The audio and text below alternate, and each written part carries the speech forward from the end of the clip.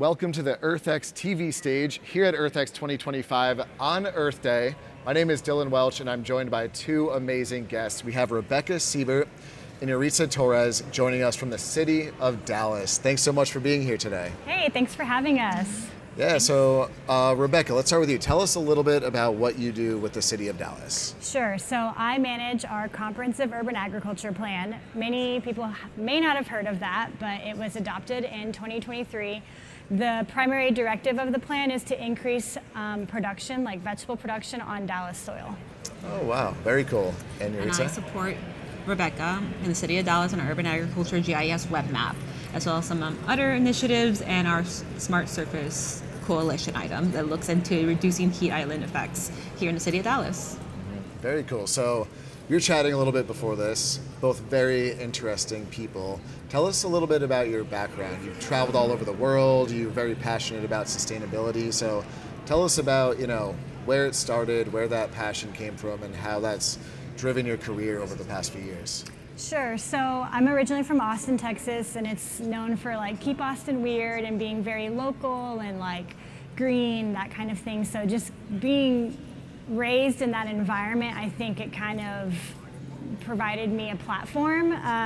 However, I was in school for environmental science at UT Austin for a little bit, and they were just very traditional, and there was a lot of oil money filtering into those programs, et cetera. So I broke free and went to the School of Sustainability at Arizona State, where after graduating there, and I did a thesis on building community resiliency through planning, actually. So I ended up long-term later being a city planner, and then eventually here in Dallas. But in the interim, some of the work I did was current state analyses of food systems in different magistrates across Europe, as well as in Phoenix. And I did work here in Dallas for a little bit on a few other items before jumping into the Conference of Urban Ag Plan. Very cool. And same question for you, Yaritza. Heritage-wise, I'm born in Dallas, Texas, but I'm actually Peruvian. Is that us? Oh, okay. Peruvian, so growing up and seeing the political instability, the geography, how culture exchanges over time and place, the Andes, even though there's country boundaries, the culture and how it changes over time throughout the mountains, like Peru and Ecuador, Chile. Those are just kind of don't stop from just the boundaries from that end. From there, I went to UT Austin and did my background in environmental science geography, supported Rainforest Partnership, but then some GIS initiatives that they actually do some really cool work in South America, not just Peru, but Colombia, Ecuador as well, in supporting financial and legislation items. And I did my thesis there regarding the Colibri, I believe it's the Colibri National Forest there, and seeing coffee production that's really possible there through GIS. After that, was in the startup world, did some political campaigns, and I find myself here now in the city of Dallas in our urban ag team, and I manage our GIS web map.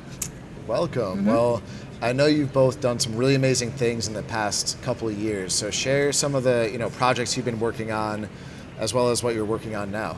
Let's start with you, Rabekha. Sure. So when we adopted our Conference Urban Ag Plan, there were 5 recommendations with 14 solutions and 58 action items, which is kind of a bear to be managing that and seeing it come to fruition. We did basically start with what we heard was the biggest priority for stakeholders here in Dallas, and it was related to regulatory barriers. So if you know any growers here or you've interacted with different developments, there's been a lot of, for lack of better terminology, red tape regarding permitting, et cetera. So some of our first items that we started to tackle were those regulatory barriers around ordinance, et cetera. One of the items we launched is called our Urban Agriculture Infrastructure Support Program, and it's in partnership with Dallas County Health and Human Services. But to qualify to receive the grant dollars, you have to be within the city of Dallas. And what that does is it provides agriculture stakeholders, people who are impacting in the community, whether a community garden, whether it's a warehouse or rooftop farm, school gardens, for-profit, Basically, when we speak about urban agriculture, we're just talking about food being grown in Dallas. So that can reference any of the cultivation, processing, distribution related to food in Dallas. So if you were active in that space, we consider you a stakeholder. And basically you can apply for these dollars that are specifically for permitting and water meters, technical assistance, as well as things like solar or off-grid energy, and then water conservation. So that would be like rainwater capture systems. And it was really a response, an immediate response to the need to address some of those regulatory hoops that people were having to jump over, and trying to increase access to land, because we're providing this funding to navigate the certificate of occupancy and navigate the water meter processes. So that has actually, we just released a press release, I think last Friday, announcing that we had 14 stakeholders who received funding from that at 22 different sites here in Dallas. Again, everything from school gardens to universities. Paul Quinn University was one. Japa Mama's Farm received funding. Oak Cliff Veggie Project, Dallas Half Acre Restorative. There's a coffee one too, right? Oak Cliff Coffee Roasters received funding. So really some barn-raising dollars going out into the community. And we have a few other programs that we've also launched recently. The Growers Education Workforce Development, that is again, grant dollars where we provide stakeholders money to pay apprentices, and the apprentices go through a 12-week basically led curriculum by the ag stakeholder, where they are getting hands-on experience and getting paid for it. I know when I was in school, no shade on this, but I did an ag apprenticeship, or they call it a fellowship when you're doing your thesis, and it was like $2,400 stipend for 4 months, and I was borrowing money from like my brother during that semester. So just really think it's super important to be creating some access in a way that you can actually have a livelihood and be learning through these things. And then, sorry, Yaritza, 2 more to go. Yaritza gets to help support on all these items, but I've really taken the lead on, because Yaritza got hired on with us a little after I was able to bring the plan, so she's jumped in. You were there during the genesis of creating this plan. Yeah. Exactly. But she's been super helpful in all the ways, and makes everything possible. Another one we have is called Growing Wellness Health Through Agriculture, and that program is monthly at the West Dallas Multipurpose Center. We actually have one this Thursday, so, shameless plug. It's not that far, it's down the street. Yeah, it's literally down the street. It starts at, what time does it start at? 6 p.m. till 7:30, and we teach people how to grow stuff. It's specifically focused on Texas, native herbs, and then using them in an herbal manner, where you might make a digestive tea or a skin salve, or you can do tinctures for allergies, different things like that. We're really focusing on the herbalism. That's been going on for about 7 months, and it's funded through the rest of this year, and we do one once a month, like I said. And then just the last program I'll share is a really exciting one that I might have to come back to, but it's called Local Kitchen, and similar to Growing Wellness, we take people out in a garden, also at West Dallas, and largely one of the reasons we are at the West Dallas Multipurpose Center is because they're one of the only facilities owned by the city of Dallas that has a commercial kitchen, which is required to be cooking and letting people eat food out of those spaces. But it's based on seasonal local eating, so we're teaching people to grow, cook, and eat seasonal local food, where we're out in the garden and we move into the kitchen and we do nutrition and meal planning, and actually cook with them in the kitchen and send them home with a grocery bag replicating whatever the recipe was that we did in class that day. So those are some of our exciting programs that we've been doing. That's amazing. Yaritza, do you have anything to share? Or what about you? Tell me some projects that you've worked on that you're excited about. I guess you can see on my side more of the metrics and data capture of it, because as we do this work, we want to show essentially proof and fruition of how is this actually affecting the city of Dallas. What are the residents? So the GIS web map, it is currently active on our, I would put our dallasclimateaction.com /food access. Currently our current website. It not only just showcased historical and current active urban ag sites. And urban ag sites we consider not only community gardens, but as we said, hydroponics, vertical aeroponics, all in between. We've seen an increase from when we started. I think before my time it was around 15 or 17 acres. Right now, last that I checked, we'd have around a little under 24 acres that is productive land.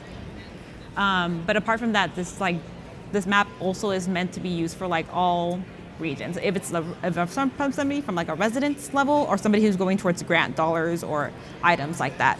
So it captures not only UA items, but we did an analysis of let's see, where are we going to start? There's like two directions. There's the grant dollars area, and then there's kind of our direction of like us as City of Dallas and other stakeholders, where should productive dollars be going? So one of our items is our urban agriculture priority areas. Essentially, it's an overlap analysis of census tract level of where our need versus opportunity zones are in the City of Dallas.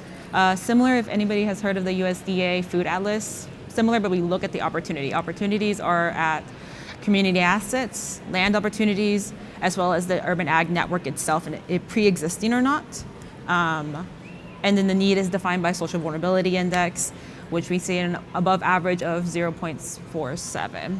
The science stuff. It's very like into metrics and data, so y'all gotta keep up. Yeah, need that. So, oh, sorry, continue. But essentially it's like an overview so we can see like how does the metric of like, how does urban ag look like in the City of Dallas? Where is the actual need? Where should our programming city dollars should be going to first? Or even apart from that, if like there's a stakeholder who wants to go for a certain like national grant, this data can support them for applying for these grants because it's allocated for their regional area versus if they were to use just a nationwide one, it will just show in like all of Dallas County. But like if you're from Dallas alone, you could see there's already the major disparities from like Highway 30 going north, south, the local regional issues we have with food access. But apart from that, a lot of cool data on there. I'm very much a data nerd. Are you familiar with ArcGIS? Yeah. I'm not, no. Do you want to share with him a little bit of what ArcGIS is and like the attribute tables? Yeah, like the technical side. Let's make it quick because we only have a couple minutes left. I have another question for both of you. It's essentially it's with GIS, Google Maps, but accessibility for the common man, making a web map where you can actually see these Excel data points versus like it being uploaded as like a giant Excel CV format. It makes a visual for folks to actually engage with it. I really like just saying it's very similar to Google Maps. We're adding data layers. It's contextualized to where you're at or what the needs are regarding urban agriculture and the community, like community health on site on that. Awesome. In 30 seconds, what is one thing you are looking forward to or a project you have coming up? Rebecca, let's start with you. Yeah. Me first. Can I actually hand it to Yaritza? Because she had a really great project that we've been working on, and I think she should talk about it first. Yeah, let's hear it. So we are in early talks. So essentially City of Dallas has Keep Dallas Beautiful. It is a current programming. Every city typically has these items where they do litter cleanups and organizations can adopt an area. We're looking to add dollars to expand those sites to urban agriculture sites because one of our initiatives within the COOP is to increase land access and achieve that land access to the city or county, whichever own land, to city residents who are organizations that can also lead those items to these lands. So and funny enough, there's actually some examples already happening to the Adopt a Spot programming. I think it's called Men of Nissan. They do rehabilitation for veterans and one other part of the programming is like a community garden there. So like it reconnects them within the soil. So items like that where we can exchange that land where we can grow productive, also add into the mental health. There's other items where this is like getting access could help on this item. So that's what we're in early talks of that. We'll see what happens, but the concept is I think it's called Blight to Bite. Yeah, Blight to Bite. Blight to Bite, yeah. So just piggybacking on something Yaritza mentioned, the mental health items around gardening and having access to fresh, healthy food. Through the local kitchen program, we had a colleague with Dallas Police Department who had been a part of it, and she said, wow, this has been super impactful on me.